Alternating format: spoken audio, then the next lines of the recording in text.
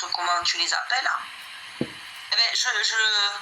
moi, j'en suis arrivée à la conclusion de me dire, à la question sont-ils conscients ou pas de ce qu'ils font, ben non, parce que s'ils étaient conscients, ils ne le feraient pas. Bien donc sûr. oui, ils ont une forme de conscience, peut-être pour certains, dans le sens où peut-être qu'il y a une manipulation liée à du marketing, quoi, et à un business, voilà, à cette façon de raisonner business dans le monde qui nous entoure. De la matière. Mais cette conscience-là, c'est pas la conscience dont je parle, quoi. C'est-à-dire que effectivement, si tu es conscient du fait que du coup, tu es en train de finalement contribuer à nourrir les parasites que tu dis devoir chasser, à un moment donné, on en revient à la cohérence, à la congruence, à l'alignement, dont je te parle souvent d'ailleurs. C'est-à-dire qu'il n'y a pas de congruence là. Non. Mais je suis pas sûre que la personne soit... Alors peut-être qu'elle le voit, mais peut-être qu'elle-même est encore à un stade de sa vie où elle peut pas faire autrement que de, tu vois, faire un peu l'autruche, quoi. Ouais, c'est possible. Mais moi, je reste quand même assez convaincue qu'il n'y a pas forcément de feedback personnel là-dessus. C'est-à-dire que la personne, elle n'est pas consciente de son mécanisme, entre guillemets, d'orgueil et en tout cas d'autosatisfaction dans ce qu'elle est en train de manifester, quoi. Dans sa focalisation sur les entités et ou sur les archontes ou je ne sais quoi, ou sur encore là, les phénomènes inversés là. Il y en a qui sont complètement focalisés sur les gens qui sont inversés ou sur les clones, mais il y a toutes sortes de trucs, quoi. Les clones, ou je ne sais quoi, enfin bon, il y a une imagination très fertile dans ces domaines-là. Et puis de toute façon, entre nous, que ce soit vrai ou pas, on s'en fout, quoi. Je veux dire, qu'est-ce que ça change à la vie ? Ça change absolument rien, quoi. Il faut vivre. On a chacun notre part à faire dans la vie. Et que ces phénomènes-là, soi-disant réels, soient réels ou pas, ça change rien à notre quotidien, quoi. Non. Donc il n'y a aucun intérêt à se focaliser là-dessus. Et moi, je vois effectivement des gens qui sont constamment, alors qui me disent les gens tournent en boucle, mais ils tournent en boucle là-dedans, quoi. C'est continuel. Et c'est BFM TV, quoi. C'est-à-dire qu'ils s'aperçoivent même pas qu'ils viennent juste de le dire la veille, l'avant-veille, etc., quoi. Donc ça, c'est du BFM antisé, quoi. Oui, c'est comme si, en fait, c'est comme s'ils étaient dans un bocal, un nouveau bocal, et en fait, c'est là où je dis que c'est sournois, parce qu'en fait, c'est comme si tu passais de bocal en bocal, ce système de poupées russes, tu sais, les unes après les autres. Oui. Et sauf que si à chaque fois que tu as pété un plafond de verre,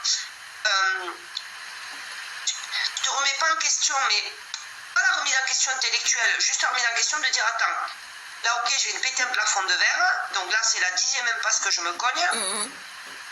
Donc pourquoi là je n'en aurais pas une 11e finalement.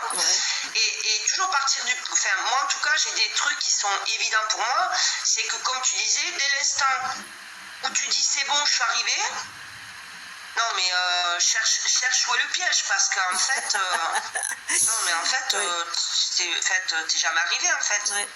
Oui. Il y en a beaucoup qui sont arrivés. Peut-être quand ça s'arrêtera. Peut-être après, on verra. Moi, je ne suis pas allée après. Si je suis allée après, que je suis revenue, je ne m'en souviens plus. Et dire le contraire, ça serait mentir. Voilà. Donc, moi, je ne peux pas dire. Les réincarnations, tout ça, pour moi, ça relève de la croyance, tu vois. Absolument. Donc, quand je parle de réincarnation, donc je suis pleinement consciente que ça reste une croyance, quoi. Moi, je ne peux pas confirmer ma main à couper qu'on se réincarne. Je n'ai aucune... Alors, oui, ok, on m'a parlé de vibrations, etc. Ouais, mais bon, enfin, concrètement... voilà, je peux parler de la réincarnation comme je peux parler de la non-réincarnation. Voilà, je ne vais pas rester coupée sur un sujet à partir d'un postulat qui me conviendrait à l'instant T, quoi. Mais Mais bon, bah, de toute façon, ces gens-là, pour moi, il n'y a rien à faire. Hein. C'est à eux de... Ils sont sur leur chemin et c'est à eux, à un moment donné, je sais pas, c'est à eux de... Tu peux pas... Parce que ces gens-là, quand tu les as au téléphone, eux, ils te témoignent du fait qu'ils sont arrivés, voilà, ça y est, ils ont passé la ligne d'arrivée. Ouais. Mais toi, dans l'échange que tu as avec eux, et pourquoi ils t'appellent en fait? Ils t'appellent parce qu'ils veulent avoir... quel est l'objet? Tu vois, quand ils échangent avec toi, c'est autour d'un sujet au départ et puis au fil de l'eau, de la conversation, tout d'un coup, ils vont te manifester le fait qu'ils soient fusionnés. C'est ça, ouais. C'est-à-dire que ça part en général de quelque chose de très intéressant, d'un sujet qui est pertinent, etc. Donc ça peut discuter de manière, je dirais, enrichissante pour les deux côtés sur ce sujet précis. Et puis après, ça raconte sa vie, et puis ça se raconte, et ça tourne en boucle, et puis c'est éveillé, c'est en train de fusionner, c'est voilà, c'est fatigant. C'est juste fatigant, ouais. Ils sont sous l'emprise spirituelle, de l'orgueil spirituel, c'est tout. Hein. Ouais, c'est ça. Et là, il n'y a rien à faire. Hein. Je veux dire, c'est comme quand tu parles avec ceux qui sont empreints d'un orgueil psychologique, pseudo-intellectuel. Bon, il n'y a rien à faire non plus. Hein. C'est sûr. Oui, c'est sûr. Tu peux pas changer. L'échange n'est pas possible. Non. C'est clair qu'après, moi, j'ai envie de couper court et puis c'est tout, quoi. Enfin, je sais que le dernier coup, c'était hier soir. J'ai même plus répondu. C'était un échange SMS, donc la personne parlait toute seule, je répondais même plus, et puis après j'ai dit au revoir, bonne nuit, quoi. Je veux dire, c'est bon, quoi, à un moment donné, tu peux pas interagir, quoi, c'est pas possible. Non. Et ce qui est dommage, c'est que le début de conversation soit intéressant et que tout d'un coup ça bascule. Ouais. Oui, c'est sûr. Ça bascule dans... Oui, c'est dommage, ouais. Après, moi, ce que je trouve dommage, c'est surtout la détresse psychologique qu'il y a derrière. Parce qu'elle est quand même assez grande, quoi. Mais quand tu parles de détresse psychologique, la personne, elle te la témoigne ou c'est toi qui la... C'est toi qui la...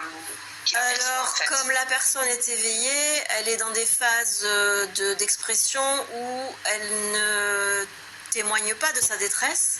Et puis, quand je la mets en face de sa détresse, elle me dit « Mais oui, je suis en détresse, effectivement, péter un câble, etc. » Donc, un coup c'est noir, un coup c'est blanc. Donc, bon, on peut rien faire, quoi. Moi de toute façon, je suis fatiguée de ce genre d'échange depuis des années. J'en ai eu depuis des années des gens comme ça, à la pelle, qui d'une part, refusaient d'être en consultation alors qu'ils en ont besoin, tu vois. Et donc ils veulent soi-disant un échange amical alors que tu peux pas parce que c'est du vampirisme. Tu peux pas, ça le vampirisme ça se monnaie, ça s'appelle de la psychologie, quoi. Je veux dire, il y a des professionnels pour ça. Donc quand tu te fais vampiriser, à un moment donné, tu dis stop, quoi. Je suis pas, je suis pas le fournisseur EDF, quoi. C'est bon. Voilà. Ouais. Et quand tu dis qu'ils veulent pas de consultation? Non, moi j'en faisais des consultations. Je vais les reprendre, mais pour le moment c'est pas d'actualité. Mais comment ils te l'expliquent qu'ils veulent pas de consultation, mais qu'ils préfèrent un échange amical? C'est-à-dire, qu'est-ce qui fait qu'ils veulent pas... à l'époque, c'est parce que c'était, tu sais, quand tu es dans des groupes supra et qu'il y a Messenger qui est si facile, à l'époque c'était ça, c'était on se parle ou même on s'appelle et puis on échange supra, donc forcément on est amis, on est sur la même longueur d'onde, alors qu'en fait non, ils sont juste dans la détresse et en demande d'attention, quoi. Donc finalement, c'est pas un échange équitable. Et quand tu leur dis c'est pas équitable, moi je suis coach, si tu veux je peux consulter et puis t'aider dans ta problématique. Ils te disent ah ben non, on est amis, ça le fait pas. Donc ça, moi j'ai coupé court avec beaucoup de gens à ce niveau-là. Mais est-ce que tu crois pas que, parce que moi ce que j'entends dans ce que tu dis, c'est que finalement, pour eux, le fait qu'ils s'inscrivent dans une relation amicale, du coup, bon, mais c'est comme une sorte de talking corner amical, quoi, voilà. Ouais. Donc on est dans le supra, donc du coup, bon, apparemment chacun est dans son processus, donc du coup, voilà, on peut échanger sur des sujets sur lesquels, bon, on sait de quoi on parle. Ouais. Je grossis. Oui. Et que du coup, quand tu bascules en consultation, et du coup, il y en a un qui a une posture d'accompagnant, et l'autre qui a la posture de finalement de client ou d'accompagné. Bref, en tout cas, bon, c'est celui qui fait appel à l'autre pour quoi. Et que du coup, quelque part, tu vois, je parlais d'orgueil tout à l'heure. Mais quelque part, du coup, c'est certainement cet orgueil du coup qui empêche en fait la personne, qui lui crée une résistance inconsciente pour basculer en consultation, quoi, en fait. Ah bah tout à fait, oui, ça c'est sûr. Ça, il n'y a pas photo. Ouais. Voilà, mais bon, après, j'ai envie de dire, de toute façon, on en revient à ce qu'on entend depuis longtemps, c'est qu'à un moment donné, les gens qui ne sont pas en capacité d'aller vers plus d'objectivité par eux-mêmes, par une démarche personnelle, comment dire, qui du coup s'inscrit dans la conscientisation. Ouais. Du coup, ça va être le melting pot de saturation, tu vois, qui à un moment donné fera que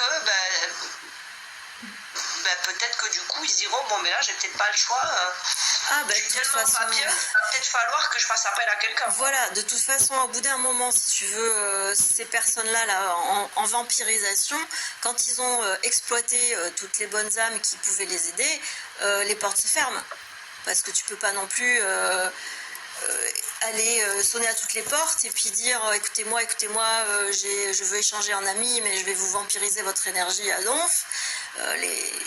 Ça dure qu'un moment, quoi.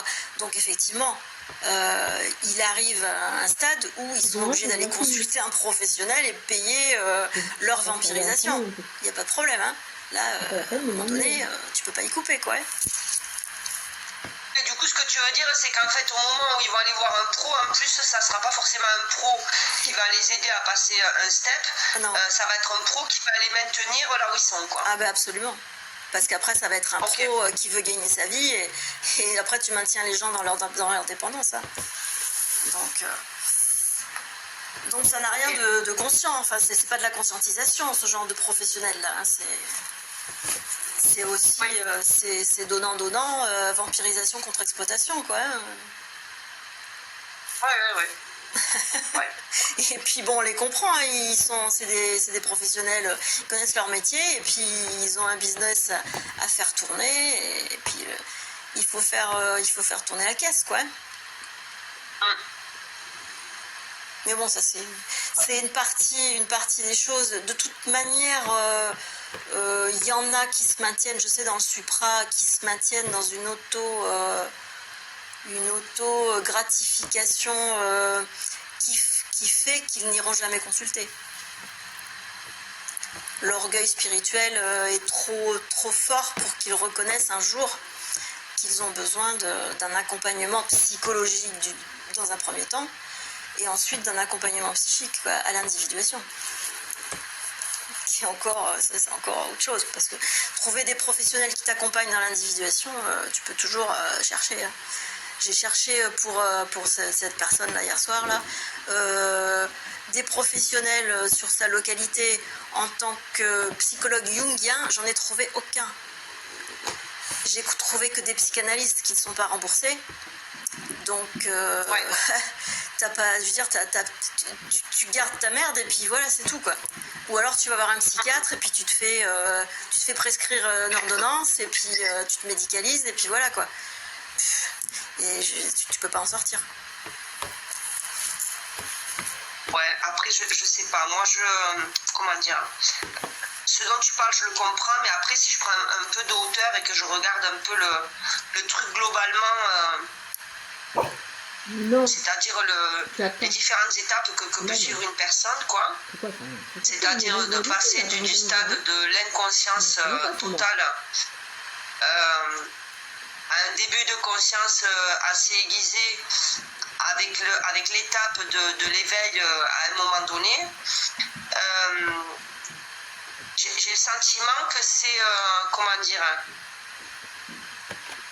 il y a quand même comme des cycles, quoi. C'est-à-dire que parce que là, tu vois, bon, on parle d'orgueil spirituel, mais moi,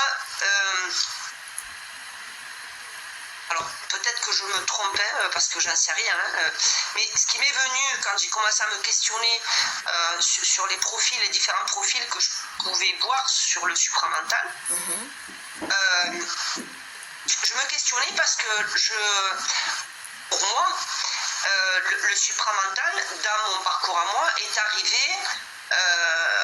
arrivé au moment où j'étais en train de gérer les résidus spirituels. Mais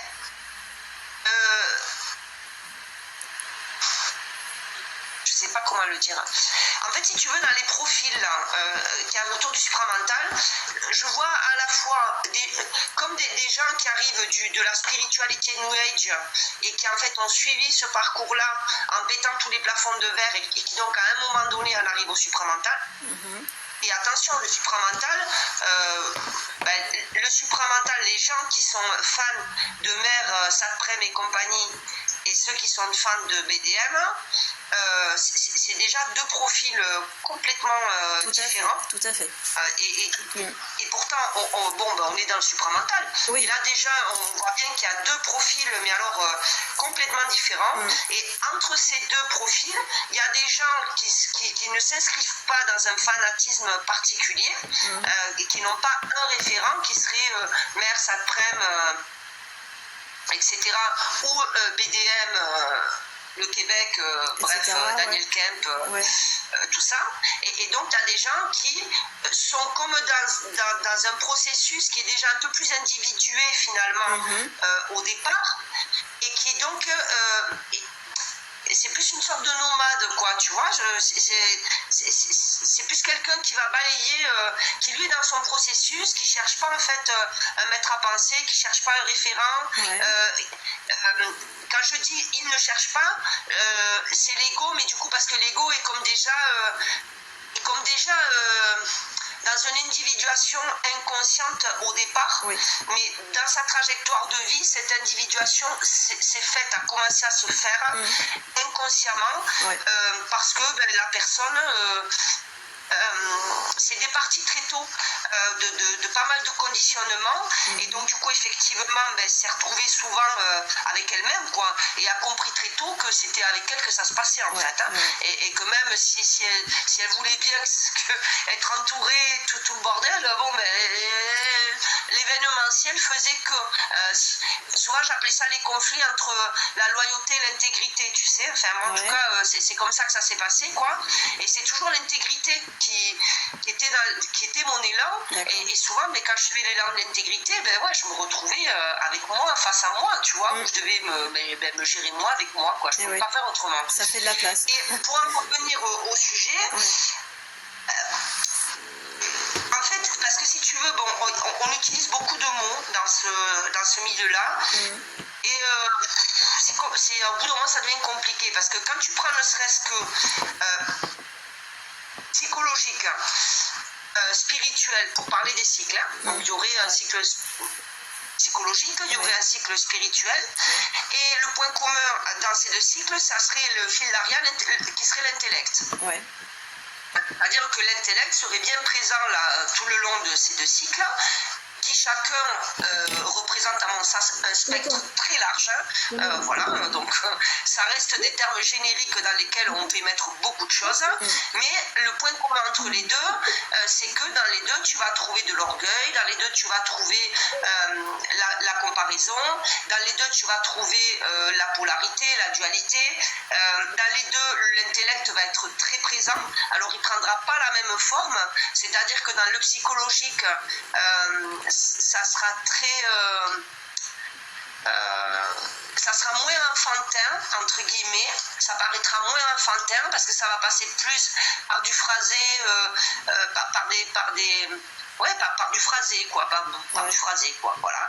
Alors que dans le spirituel, ça va plus passer par des formes, des couleurs, des images, de la symbolique, tu vois, la symbolique ne va pas être la même dans les deux cycles, et moi je trouve que celle de la spiritualité, du cycle spirituel est beaucoup plus flagrante, parce que du coup, comme il y a des images, ben, tu ne peux pas ne pas le voir, du moment à un moment donné, la symbologie part. Ça ne veut pas dire qu'il n'y en a pas dans le cycle psychologique, mais du coup c'est plus fin. La symbologie est tout autre. Mais par exemple, quand tu prends les gens qui sont à fond sur le langage mathématique,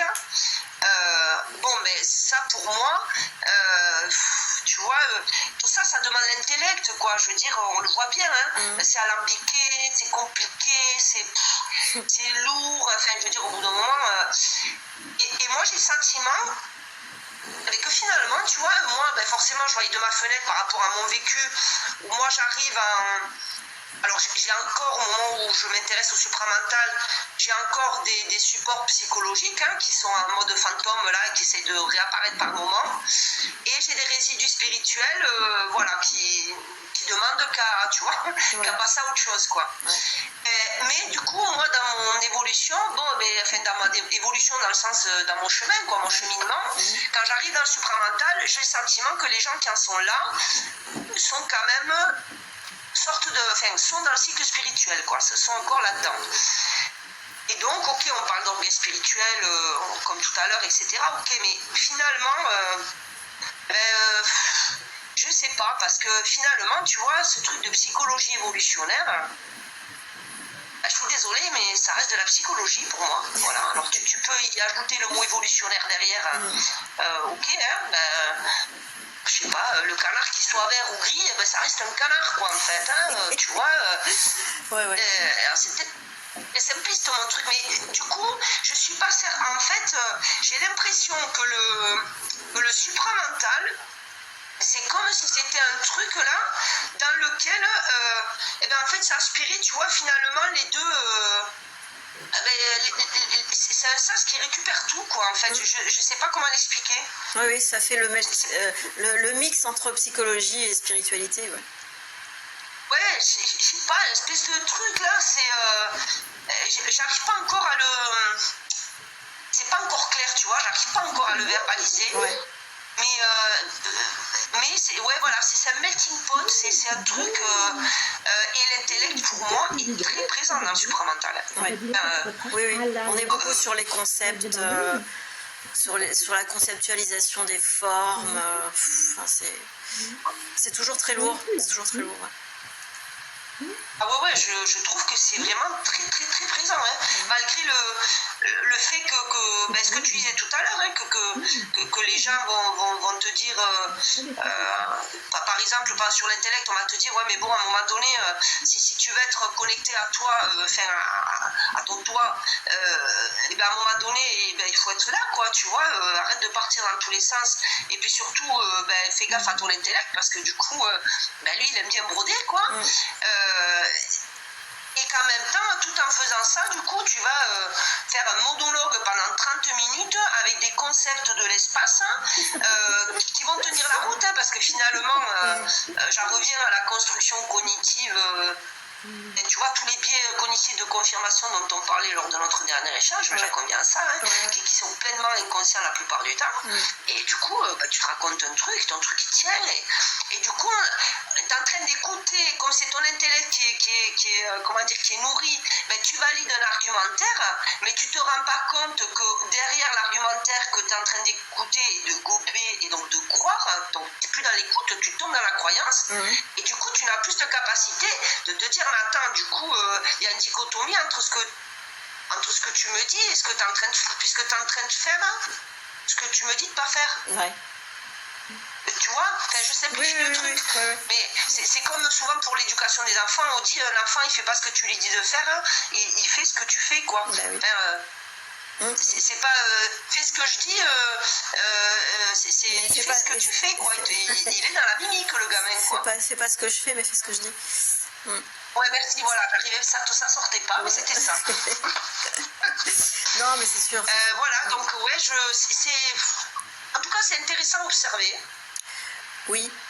Parce que moi je trouve que du coup je trouve que c'est une vraie opportunité pour tout un chacun sans être forcément dans un échange interactif comme le nôtre actuellement, tu peux quand même faire jouer l'effet miroir. Et tout ce que tu vas percevoir chez l'autre, parce que en plus pour le coup, voilà, des gens qui vont te parler d'orgueil, qui vont te dire ouais attention à l'orgueil, etc.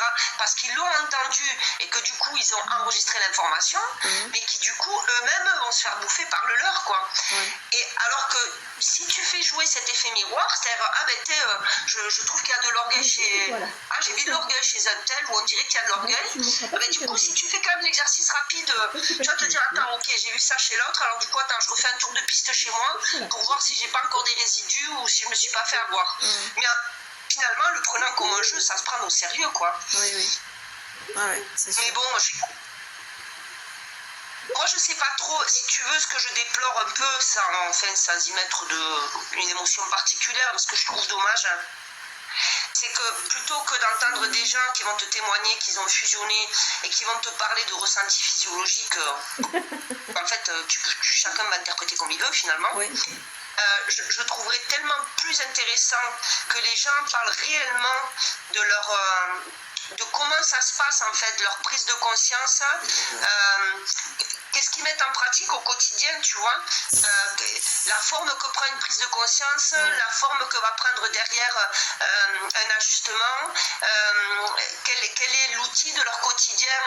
Quand je parle d'outil, c'est par exemple pour moi l'événement est un outil finalement, j'en ai fait un outil, un outil pour le réajustement, un outil pour l'observation, un outil pour sonder un baromètre, tu vois, une sorte de baromètre pour me sonder moi et voir où j'en suis. Bon, et ce que je trouve dommage, c'est que les gens n'arrivent pas à échanger sur ça. Ça reste toujours des trucs, des expériences mystiques en fait. Et donc du coup, des expériences mystiques. Alors, soit des expériences mystiques, ou soit du rabâchage de ce qu'ils ont entendu dans les audios ou les vidéos. Oui. Soit l'un, soit l'autre. Donc, soit je rabâche ce que j'ai entendu et ce que je me suis mise à croire, et du coup, je vais te démontrer dans ma physiologie et dans ce qui m'arrive moi, comment je fusionne comparativement à ce qui a été annoncé, etc. Parce que BDM a dit que, machin, et du coup, je le confirme. Voilà, moi je sais que ce que tu m'avais dit sur les rencontres, ce que tu attendais, c'était que chacun puisse témoigner de son expérience, de ses difficultés dans l'intégration justement des concepts de manière objective. Et c'est pas vraiment ça qui se passe. Enfin, moi je sais pas, mais j'ai pas forcément participé à beaucoup d'échanges. Mais il y avait ceux auxquels j'ai pu participer, il y avait beaucoup. Je raconte ma grande évolution. Je raconte ma grande évolution, mais c'est pas ça qui fait avancer le schmilblick, quoi. Ni de la personne qui se raconte, ni des personnes qui sont obligées de l'écouter, quoi, de subir ça, quoi. Donc. Mais tu sais, il y a quelques semaines, là, je parlais avec une copine que j'ai rencontrée justement dans un groupe de parole, dans un groupe de parole supramental. Et bon, on échangeait, alors je sais plus quel était le sujet, mais un peu comme avec toi, tu vois, là, on est parti, bâton rompu, puis de fil en aiguille. Et puis à un moment donné, alors je sais plus de quoi on parlait, mais c'était un feedback sur quelque chose, une vidéo qu'elle m'avait partagée d'un réseau, d'une communauté, enfin bon, je ne sais plus exactement. Et tout d'un coup, dans l'échange vocal qu'on se fait, elle me dit, mais finalement, oui, parce que en fait, ces personnes-là, en fait, contrairement finalement à ce qu'on entend dans le supramental, ou en tout cas ce que moi j'ai entendu jusqu'à présent, ces personnes-là étaient plus focus sur identifier l'entité primaire. Bon. Alors, entité primaire, c'est un mot, hein, voilà. Donc, je n'y mets pas de forme derrière, mais ce que j'entends par entité primaire, si tu le mets de l'autre côté, il y en a qui parlent beaucoup du contact, du double, etc. Et on n'entend parler que de ça, et l'objectif c'est d'arriver à ça. Mais il y en a très peu finalement qui parlent de l'entité primaire, qui finalement serait, si je reste dans la métaphore, dans l'onirique, serait la maman de tous les parasites psychiques finalement, et qui finalement est celle qui t'empêche d'aller là, quoi. Et par exemple, quand tu parles d'orgueil, l'orgueil, je le situe là, tu vois, je veux dire... Et comment tu peux, en fait, viser ça juste en utilisant le bon sens? Comment tu peux te dire que tu vas te rapprocher de ça si, en fait, tu fais pas cas de ça, en fait? Dans le concret, dans la matière, quoi, dans ton événementiel de tous les jours, en fait, peu importe de quel événement on parle, c'est-à-dire du moment où tu te lèves au moment où tu te couches, parce qu'en fait surtout tout est sujet à ça, quoi. Je veux dire, toute ta vie, tout ton quotidien te met en mouvement d'une manière ou d'une autre, et donc il y a des choses qui sortent. Donc tu les observes pas, mais tant que tu te préoccupes pas de tout ce qui te pollue et de tout ce qui te parasite et de tout ce qui te maintient finalement dans tout sauf dans le fait d'être bien dans ta peau, quoi. Et ben oui, c'est ça le but. Ouais. Comment, voilà, pourquoi tu... Mais parce qu'on en revient à la fascination, on en revient à l'orgueil spirituel, etc., etc. Et donc cette entité maîtresse, plutôt que finalement... Tu vois, ces instructeurs-là, je me dis, mais... Parce que ce jour-là, ça m'a fait tilt, je me dis, mais c'est quand même dingue, parce que ça serait tellement plus, finalement, peut-être constructif, tout en restant dans leur champ sémantique, why not, quoi. Mais du coup, va lever le voile, là. Le voile, il est là, en fait. Ne t'occupe pas de ça. Parce que ce sur quoi tu peux bosser, c'est ça, là, en fait. Ouais, mais tu sais que le champ sémantique est quand même très important, parce que tant que tu parles d'entité primaire ou autre, tu personnifies quelque chose et tu fais un ennemi extérieur à toi-même, enfin qui est intérieur de toute façon, mais même s'il est intérieur, tu diabolises quelque chose qui quelque part ne te concerne pas et ne te responsabilise pas sur ton propre pouvoir à réussir ou à rater le bien-être. Donc même de la compréhension, c'est sûr que quelqu'un qui prend de manière textuelle, tu vois, je sais pas, en fait cette perception, en déduit ce que tu viens de dire, hein, oui, bon, ben là, effectivement, elle va partir très loin, et elle risque de se paumer. Ah ben oui. Mais je veux dire, c'est pas... Enfin, je sais pas si tout le monde, en fait, a une lecture très linéaire, à personnifier, à se dire que du coup c'est quelque chose d'extérieur à soi, parce que pour moi ça n'est rien d'extérieur à soi, il n'y a rien d'extérieur à soi. C'est jamais le cas, mais à partir du moment où tu personnifies, tu extériorises quelque chose qui est intérieur dans l'objectivité, mais subjectivement tu l'extériorises en disant c'est pas moi.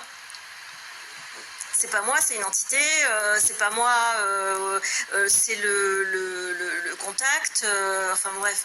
Mais le contact, c'est toujours soi, c'est toujours soi. Ceux qui voient les choses comme ça, pour moi, ils sont encore juste dans la croyance, et ils n'ont pas encore travaillé l'auto-observation, quoi. Ah ben ça, jamais.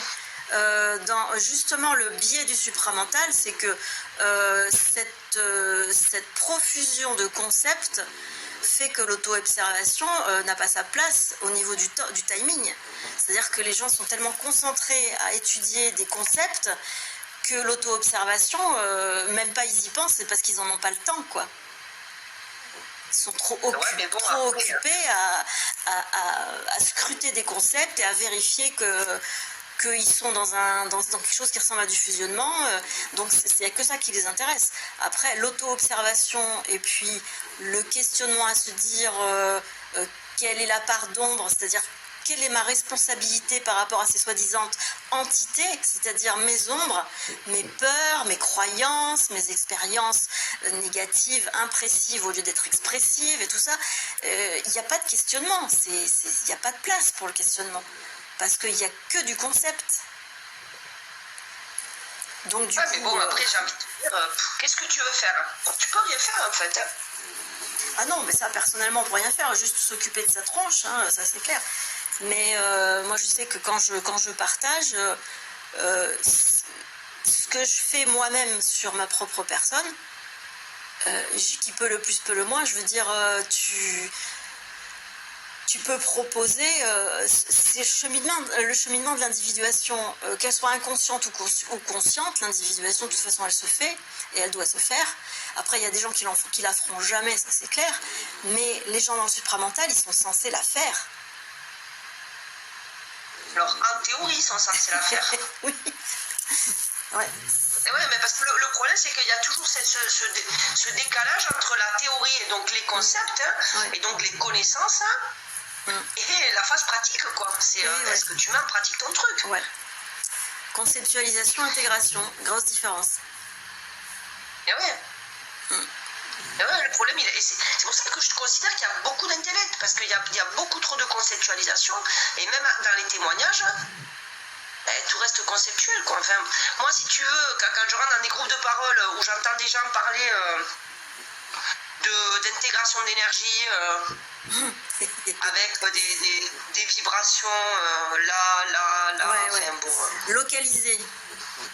Bon, ok, tu vois, c'est-à-dire que moi, je remets pas en question ça. C'est-à-dire que je suis disposée à me dire, écoute Olympe, peut-être que tu n'en es pas arrivé là.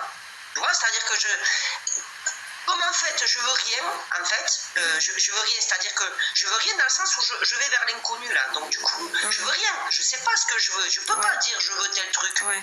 Je peux pas le dire sérieusement, tu vois, et en toute honnêteté vis-à-vis de moi-même, vis-à-vis des autres. Donc, eh ben, je veux rien. Voilà, je veux rien.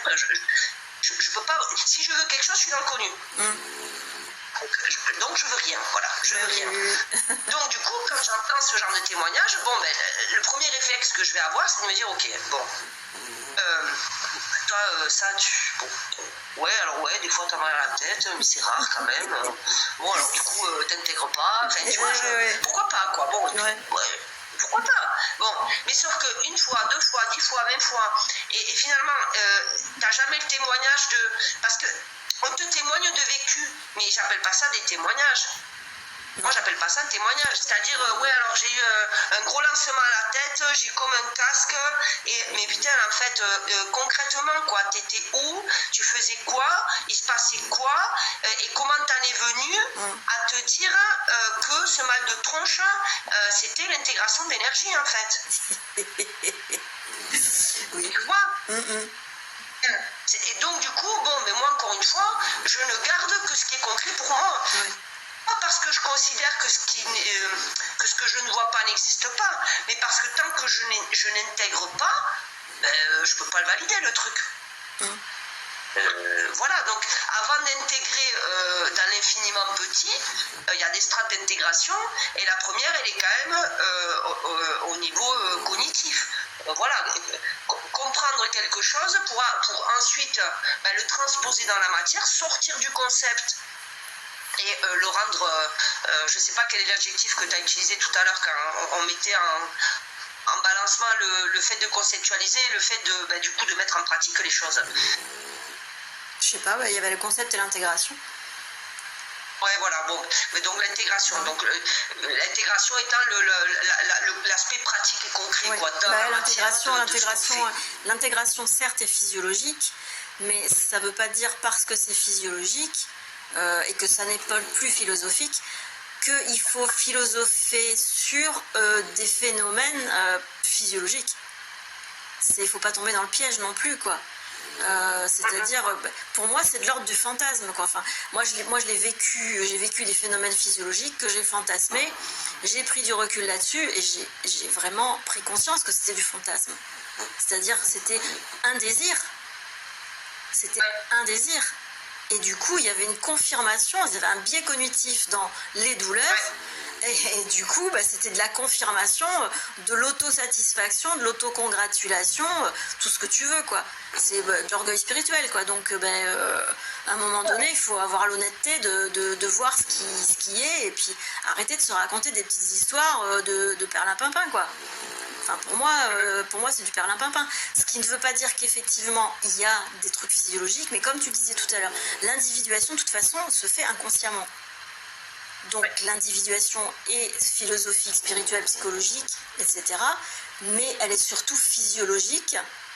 Et l'aspect physiologique ne nous appartient pas vraiment.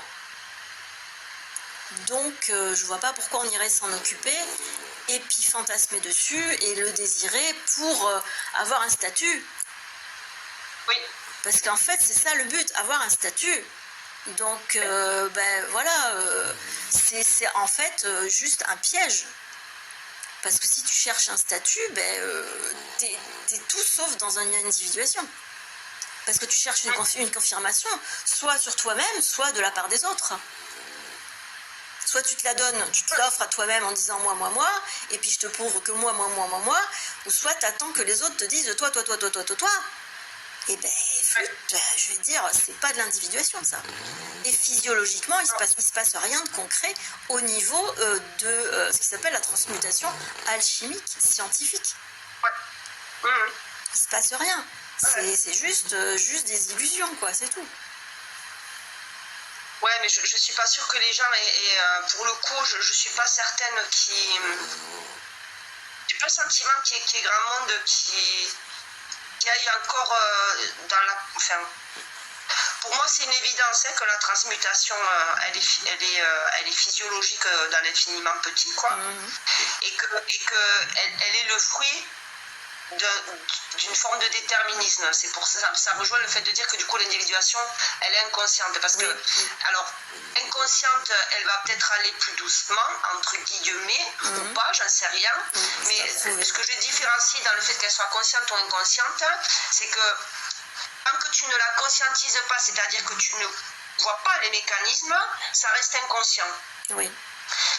Et donc peut-être qu'il faudra, je dis n'importe quoi, pour transmuter un truc, peut-être qu'il faudra que tu vives, je sais pas moi, 100 fois un contexte qui t'amène à vivre la même situation, et c'est peut-être au bout de la 101e fois que du coup tu auras, t'auras appuyé sur le domino qui va permettre que la transmutation se fasse au niveau physiologique. C'est le centième singe, c'est ce qu'on appelle le centième singe.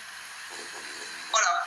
Alors que quand tu conscientises les mécanismes, tu peux peut-être t'économiser, peut-être que du coup, tu vois, 50, ça va suffire, tu vois. Tu gagnes du temps dans le sens où t'en perds pas. Enfin, je veux dire, t'en perds pas à retarder le truc. C'est-à-dire que le processus, il est déterminé, effectivement, puisqu'il est programmé. Donc, il doit se passer consciemment ou inconsciemment, il se passe. Ou pas, mais bon, c'est surtout qu'il se passe, quoi, en fait. Mais si tu le conscientises pas, tu vas inévitablement l'entraver. Et quand tu le conscientises, quand tu l'accompagnes, eh bien, tu le laisses advenir. Et en permettant qu'il advienne, du coup, tu n'as pas ces résistances psychologiques qui font que c'est violent, c'est douloureux. Et effectivement, quand tu es hypersensible, tu peux avoir des phénomènes physiologiques de résistance, en fait. Et c'est retardataire. C'est totalement retardataire. Donc, moi, comme je l'ai vécu, j'ai pu avoir un rétroviseur dessus, quoi. Donc je me rends compte que je me suis raconté des grosses histoires, quoi. Donc maintenant j'arrête, quoi, parce que ça m'a fait perdre du temps, ça m'a fait beaucoup souffrir et c'était pas utile, quoi.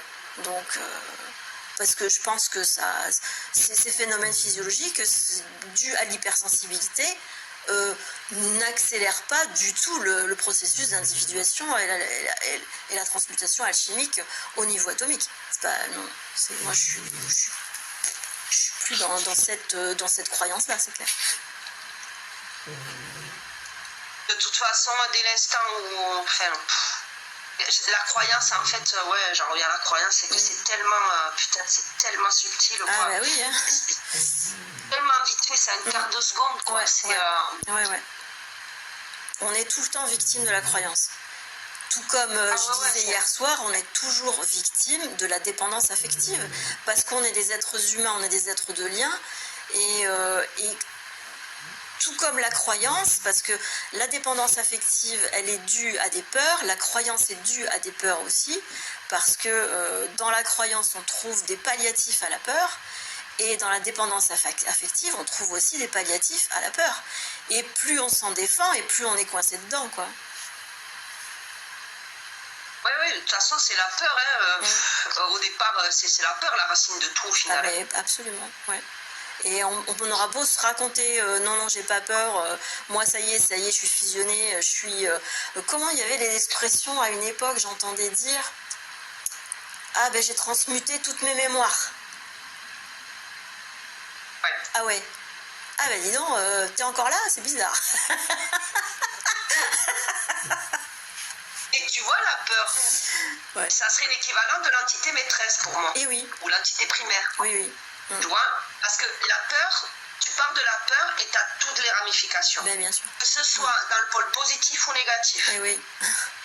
Tu vas, tout revient à, tu vois. Et donc ceux qui utilisent le champ lexical de l'entité primaire avec les sous-entités, enfin, donc du coup les personnalités, etc. Et bien finalement, quand tu vois finalement cette espèce d'animal à tentacules, et bien en fait c'est comme si la peur était la tête, tu vois, était le microprocesseur là, Ouais. avec toutes les ramifications en positif et en négatif, hein, parce que l'euphorie, souvent on le dit en psychologie, ça, que souvent les gens qui ont l'air très joyeux, très avenants, très gais, etc., ben, souvent sont ceux qui sont le plus en souffrance, quoi. Oui.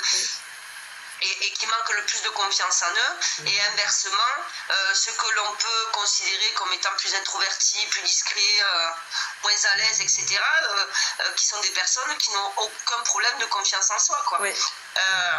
Donc c'est encore des apparences. Donc finalement, la peur, voilà. Mais ce qu'il y a, c'est que s'attaquer à la peur, c'est-à-dire le générique, le concept peur, là du coup, ben, tu tombes dans le panneau là, de ce que tu viens de dire. Hein, voilà, j'ai transmuté toutes mes peurs, machin bidule, là. Non, mais en fait, ok, mais vas-y peur par peur, tu vois, parce qu'en fait c'est tellement... ça se propage, tu vois, ça se démultiplie, c'est un truc de fou, ça prend toutes les formes, ça arrive dans tous les événements, dans toutes les situations. C'est supracapillaire. C'est ça, supracapillaire, ouais. Elle est pas mal celle-là. Supracapillaire, ouais. Mais le truc qu'il y a, c'est toujours un problème énergétique. De toute façon, la peur vient d'un problème énergétique basique, qui est la coupure, quoi. Enfin, la division, le diabole, quoi. Donc, on peut pas y échapper et on peut jamais prétendre ne pas être dans la peur, parce que tant qu'on est matériel, on est dans le diabole. Donc comment tu peux prétendre, en étant un être matériel, donc dans le diabole, le 2 qui n'est pas 1, ou qui en tout cas provisoirement ne l'est pas, tu peux pas prétendre en tant que manifestation matérielle du 1 ne pas être dans la peur, puisque tu es séparé du 1, entre guillemets, au niveau illusoire, quoi. Mais bon, et puis dans ce truc d'énergie, du coup, parce que c'est un problème énergétique, l'introversion, tu parlais de ces gens qui apparemment sont réservés, qui pourraient paraître ne pas avoir confiance en eux. En fait, cette introversion, c'est la vraie définition de l'introversion et de l'extraversion, c'est le fait de trouver son énergie en soi quand tu es introverti. Donc tu peux être un introverti qui va vers les autres par simplement plaisir, et tu peux passer pour un extraverti alors que tu es un introverti, parce que tu te suffis à toi-même, tu es déjà individué sans le savoir. Et puis tu as des extravertis qui sont en fait qui sont absolument dépendants de l'énergie des autres. Donc c'est pas ce qu'on croit, quoi, en fait, dans cet aspect psychologique. Et il y a beaucoup, enfin là c'est plus dans le développement personnel, il y a une grosse mode là sur l'introversion et l'extraversion, et la compréhension du développement personnel est totalement biaisée, ce qui fait que beaucoup de gens apprennent à se connaître eux-mêmes dans le développement personnel et se catégorisent extravertis ou ambivertis ou introvertis, alors qu'en fait ils sont tout l'inverse de ce qu'ils croient être. Et c'est super important, même quand on est dans le supramental, de savoir comment on fonctionne au niveau énergétique. C'est-à-dire, ça peut paraître péjoratif, mais quelqu'un d'extraverti, c'est quelqu'un qui est très loin de l'individuation. Très très loin.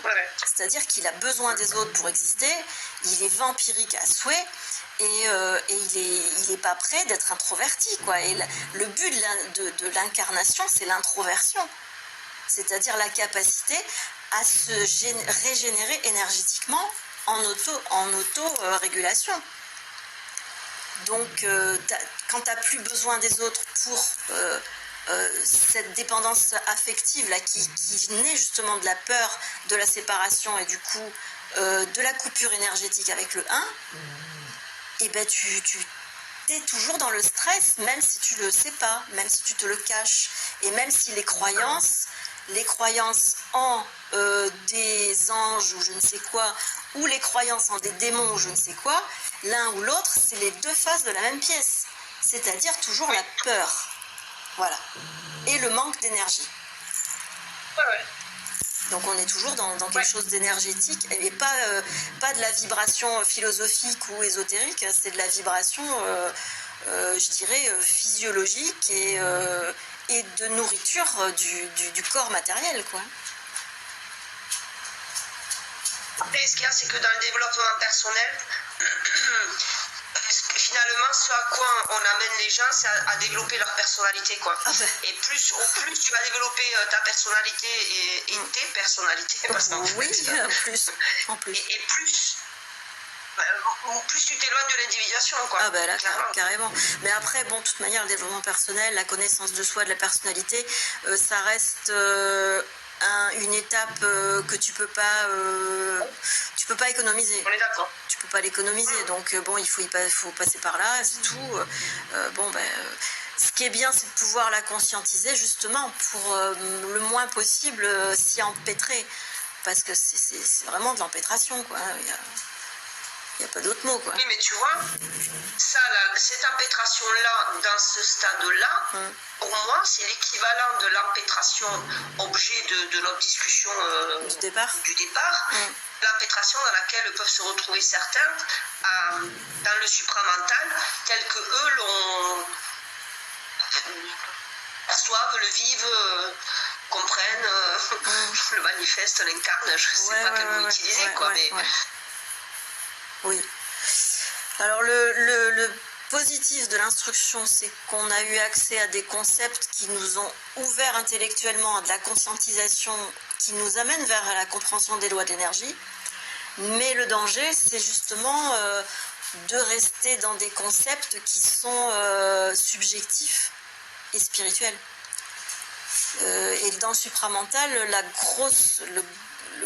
le gros truc, je pense qu'il va falloir passer.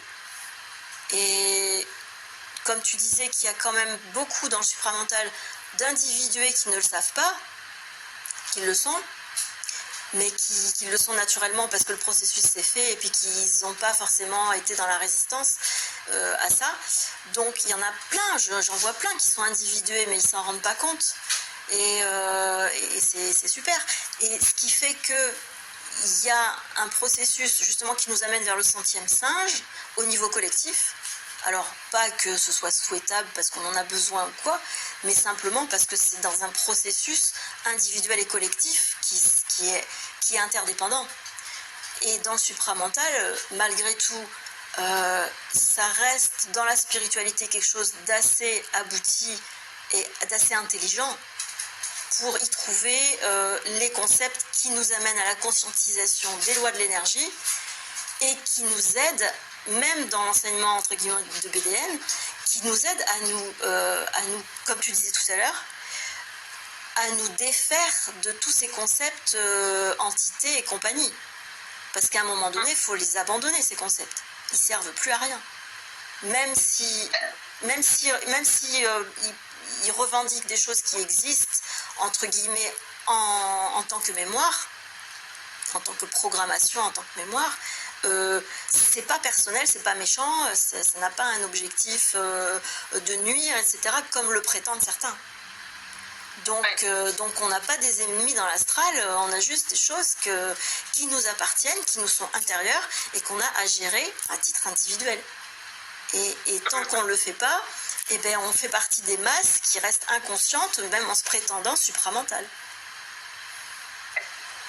Et ça, c'est appelé à changer, Donc si tu veux, moi je sens vraiment qu'il y a un changement qui se prépare, mais je sens les résistances des rétrogrades.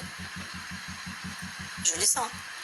Donc, moi, j'ai qu'une envie, c'est de les zigouiller, enfin, je veux dire, de les dégommer. Les résistances, il y en a ras-le-bol, quoi. Je veux dire, à un moment donné, il faut arrêter de résister, quoi. Il faut laisser faire le processus et l'accompagner avec intelligence, quoi. Parler du principe de la volonté, de l'intelligence et de l'amour, et puis ne pas les vivre. C'est antinomique, quoi, ça n'a pas de sens. Mais parce que, encore une fois, le danger moi, je comprends que tout est utile, tu vois, c'est-à-dire que je ne dis pas qu'il ne faudrait pas utiliser des concepts, je comprends bien que les concepts sont super utiles. On n'est pas des animaux, on est des animaux, mais donc du coup, avec des capacités que n'ont pas nos frères, les animaux de la nature, mais dans les concepts, je comprends qu'ils ont leur utilité à un moment donné, parce que pour expliquer quelque chose, mais comme la métaphore, tu vois, moi par exemple, j'utilise beaucoup les métaphores, parce que justement pour éviter de rentrer dans la conceptualisation, souvent je vais prendre la tangente et je vais utiliser plutôt la métaphore. Parce que, ou la caricature, c'est pas mal. Pour moi c'est beaucoup plus parlant.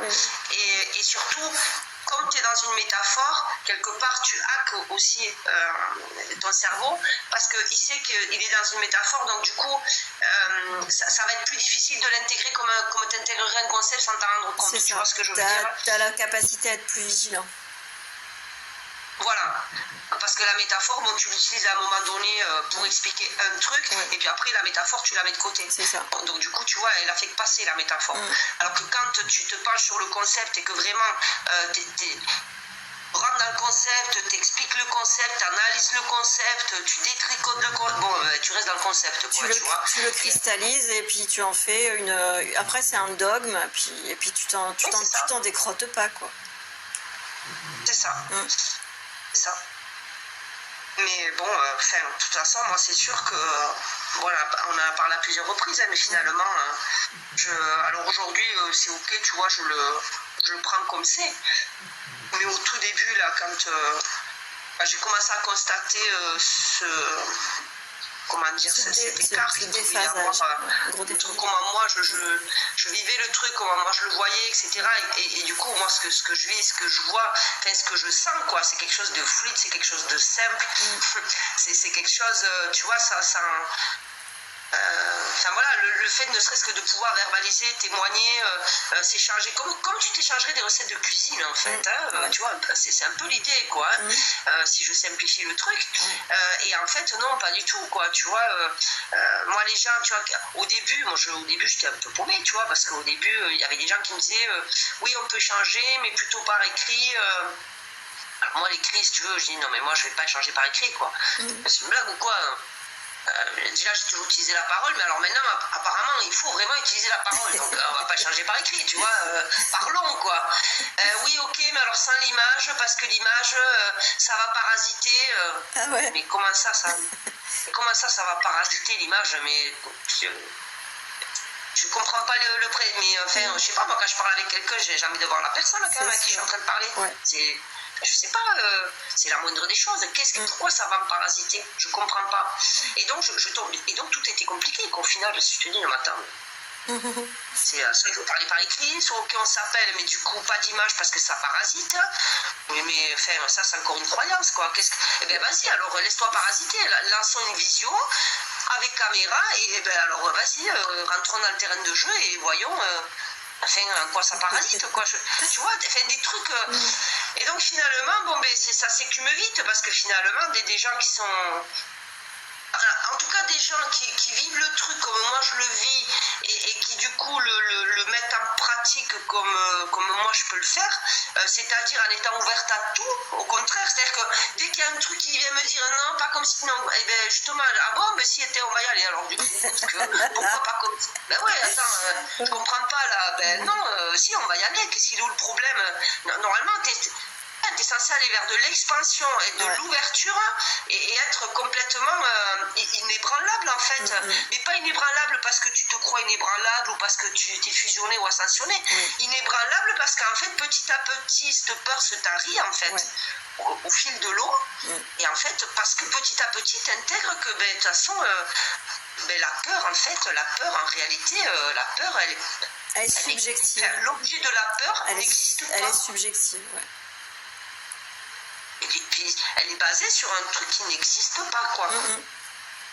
Et qui pourtant peut rendre le truc bien réel d'un point de vue du cerveau et de la chimie qui va se mettre en place dans le corps si vraiment tu t'accroches à cette peur et que tu commences à lui donner vie, quoi.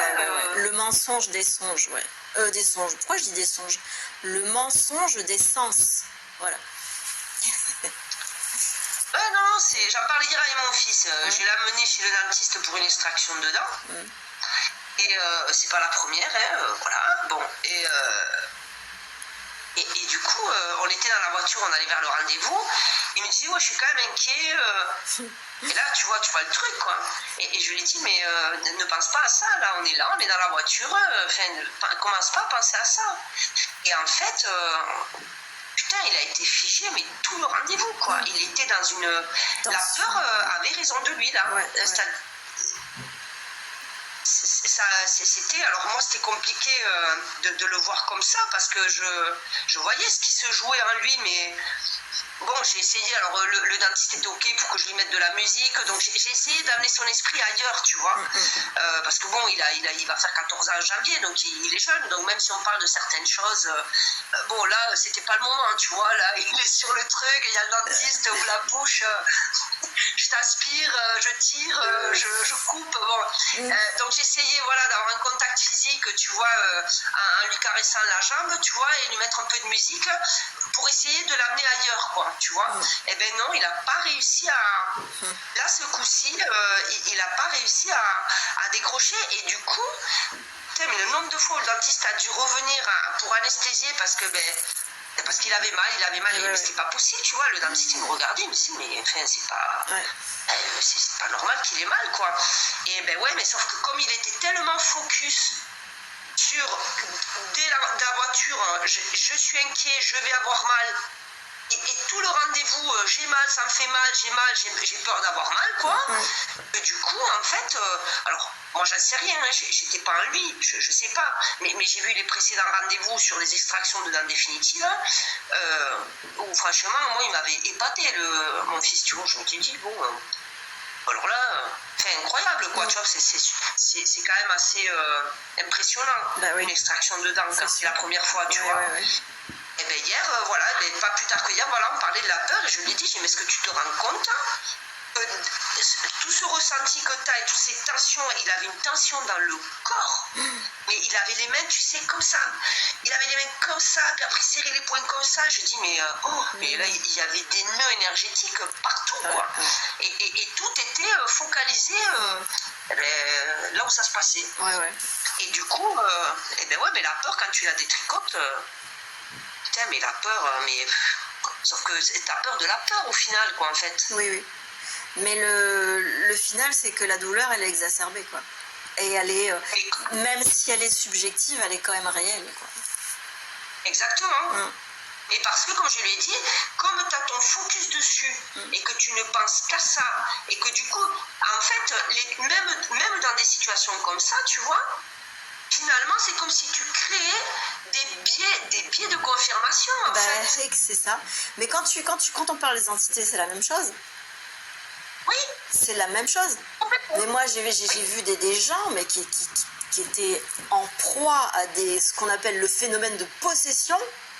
Voilà, ils appellent ça comme ça. C'est-à-dire qu'ils étaient tellement dans la peur d'être possédés par une entité qui était spécialisée dans telle problématique. C'est spécialisé les entités, hein, faut pas rigoler. Donc, je sais plus, alors c'était un truc sur le sexuel. Là, en l'occurrence, c'était une entité qui était spécialisée dans le sexuel. Donc la personne était possédée. Et donc elle avait des manifestations spécifiques à ça. Et c'était exacerbé. Et donc, la douleur physique était absolument insupportable. Mais voilà, mais quelle torture, quoi. Quelle torture. Tout ça parce que tu es dans un concept là de personnification de rien du tout en fait, enfin juste d'une mémoire qui t'appartient et que tu as à aller voir à un moment donné si tu arrives à l'identifier, ce qui n'est pas forcément évident, mais quand tu arrives à trouver la source de ce qui a été imprimé et non exprimé, tu peux consulter la mémoire et puis la désamorcer. Mais tant que tu mettrais ça sur le dos d'une entité personnifiée et spécialisée dans un contexte, forcément, tu vas accentuer la douleur qui s'y rapporte. C'est inévitable. Et pour moi, tu as un chemin qui est encore plus court que celui-là, parce que je crois qu'on en avait déjà parlé de ça. C'est-à-dire que moi, tu vois, je me dis, putain, mais s'il faut aller chercher la mémoire, la racine du truc, machin, on n'en tu peux passer une pas. vie, c'est faut que tu vas jamais trouver. On n'en finit pas. Mais tu as des archétypes. C'est-à-dire que tu n'en finis pas si tu fais ça. C'est le fameux tentacule, machin, ramification supracapillaire, là, machin. Donc tu t'en viendras jamais le bout. Donc c'est pas la peine. Mais par contre, dans les archétypes, dans les douleurs et dans les peurs, il y a des archétypes. Donc quand tu arrives à traiter un archétype, c'est-à-dire l'entité primaire, entre guillemets, de cette problématique-là, t'as pas besoin d'aller voir toutes les autres, quoi, qui en sont des répliques. Parce qu'à partir du moment où tu as résolu un archétype de peur, tu as résolu toutes celles qui en découlent, toutes les tentacules. Je veux dire, quand tu as coupé une branche, les sous-branches, elles sont coupées aussi, quoi. Tu n'as pas besoin d'aller les voir. Alors, moi, je suis en mode un peu bélier au taureau, tu vois. Alors que c'est pas du tout mon signe astrologique. Mais par rapport à ça, moi, je plonge dans la peur. C'est-à-dire que, alors, j'y arrive pas systématiquement, mais c'est ce vers quoi je tends à chaque fois que j'identifie une peur. Ce que j'ai compris par expérience, c'est que soit j'y vais, c'est-à-dire que je passe au travers d'elle. Ouais, je traverse. Pour du coup enregistrer que tu vois en fait il s'est rien passé. C'est pas grave. C'est-à-dire c'est pas grave. Finalement t'avais peur de je sais pas quoi machin, ouais, et donc au final t'es pas morte. t'y es allé, t'es passé quand même, alors t'as chargé ta peur et t'as dit bon allez on y va quand même quoi. Et puis finalement la peur elle est restée derrière quoi, parce qu'au final putain mais en fait et donc moi c'est ce que j'appelle voilà, donc c'est-à-dire toujours pareil tu vois, dans l'événementiel dire ok j'ai peur de ça, bon j'y vais. J'y vais. Alors suivant le truc je peux demander à être accompagné tu vois, éventuellement, parce que je sais pas, je dis n'importe quoi, tu vois, quelqu'un qui aurait peur du vide, par exemple, qui aurait une peur folle du vide, au point que sa vie est compliquée parce que, par exemple, son appartement se situe au 5e étage et que du coup, ça rend sa vie compliquée. Je parle de quelque chose de concret, tu vois, je parle pas de quelqu'un qui, du coup, sautera jamais en parachute parce qu'il a peur du vide, tu vois. Il n'y a pas besoin de sauter en parachute pour être bien dans sa peau, tu vois. Donc, voilà. En revanche, si tu habites au 5e étage et que du coup tu as peur du vide et que du coup même fermer la fenêtre de ta chambre ou quoi ça devient, tu vois, ça va te créer un malaise quelconque, bon là c'est quand même un peu compliqué parce qu'il n'empêche que tu habites au 5e étage quoi, et ça serait bien que je sais pas que tu puisses t'approcher de la fenêtre sans sentir un malaise qui te prend quoi. Bon, et donc du coup, ce genre de personnes-là, par exemple, par exemple, soit elles vont jamais ouvrir les fenêtres, soit elles vivent pas seules, donc du coup, c'est quelqu'un d'autre qui va les ouvrir parce que vraiment, je choisis un exemple, un cas d'école en fait, particulière et ce vécu, c'est moi qui suis en train de l'imaginer là.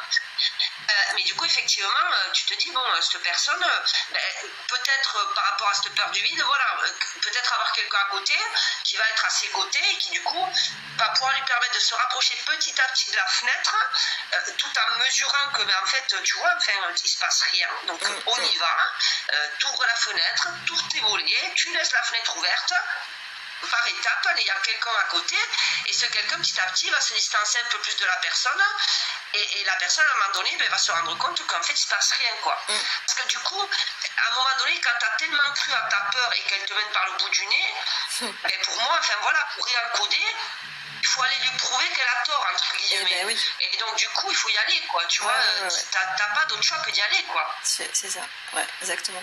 Ou alors tu l'emmènes à la CN Tower à Toronto. Ça guérit. C'est cela. Ouais, c'est radical. Ouais. Mais oui, de toute façon, tout ramène à la peur, quoi, Bah oui. au final. Quoi. Ouais, Je ne ouais. crois pas qu'il y ait grand-chose de plus. Voilà, mais effectivement, elle s'est ramifiée. Et puis après, il y a plein de choses qui viennent, voiler tout ça, quoi. Donc, ouais, non, mais c'est pas, après, c'est pas évident, mais franchement.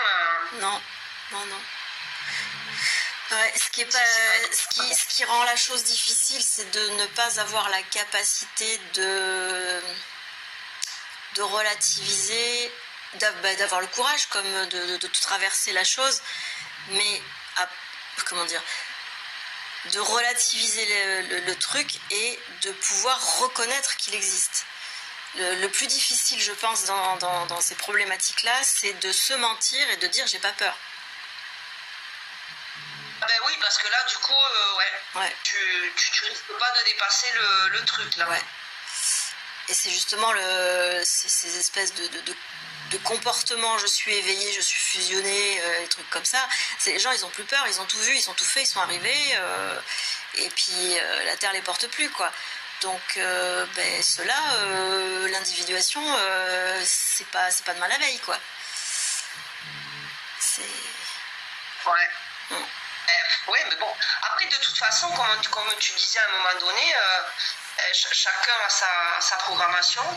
Et de toute façon, veut pas, ça va se faire. Alors ça se fera oui. plus ou moins vite, plus ou moins de manière fluide. Oui. Ou dans la douleur. Plus ou moins avec souffrance, tu vois. Ouais. Ou dans la douleur si tu résistes, quoi.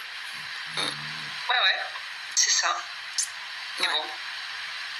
Il n'y a pas grand chose à faire. Juste l'observer. Et du coup, voilà, moi, ce que je trouve intéressant pour soi, c'est que d'observer ça, du coup, voilà, encore une fois, ça peut te permettre de te faire un rappel à l'ordre et de te dire, tu vois, bon, alors attends, parce que du coup, les prises. Moi, je trouve que le fait d'observer chez les autres, voilà, c'est un outil.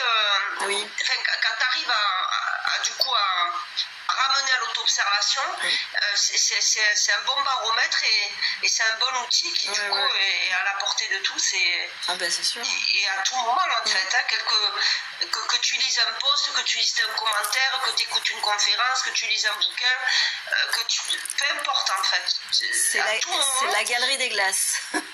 C'est des miroirs partout. Ouais. À tout moment, tu peux disposer de cet outil en fait, qui est gratuit et à la portée de tous. Quoi. Ouais. C'est très instructif en tout cas. Bon, bah écoute, qu'est-ce qu'il y a l'heure? Il est 22h35. On va voir ce que ça a donné. Vu la galère qu'on s'est mangé pendant 2 heures là. Truc de dingue. Bon bah tu vois, j'ai chargé, je suis à 56, donc j'ai pu enregistrer un peu. Ça a coupé pas mal tout le début, donc je sais pas si je ferai les raccords ou pas. Peut-être que je garderai que le principal et puis tant pis pour le reste, quoi, c'est pas grave. On verra ce qui est réalisable ou pas et ce qui est pas trop prise de tête. Voilà. Ouais. Bon, et ben ça marche. Ravie d'avoir échangé à nouveau. Ça fait plaisir. C'est cool. Ouais. Merci pour l'échange et l'invitation. Et puis, écoute, passe des bons moments en famille. Ouais, on va faire en sorte, pareil pour toi. Ouais, pareil. Bon, je te fais un gros bisou et puis je te dis à l'année prochaine alors. Ouais. Sans bisous. Doute. Bisous, ciao. Ciao. Alors du coup, c'était fin décembre. Oh, putain. Oh mon Dieu. À l'année prochaine. Bon, oui. Ok, alors j'ai même pas fini d'enregistrer. Ok, ça marche.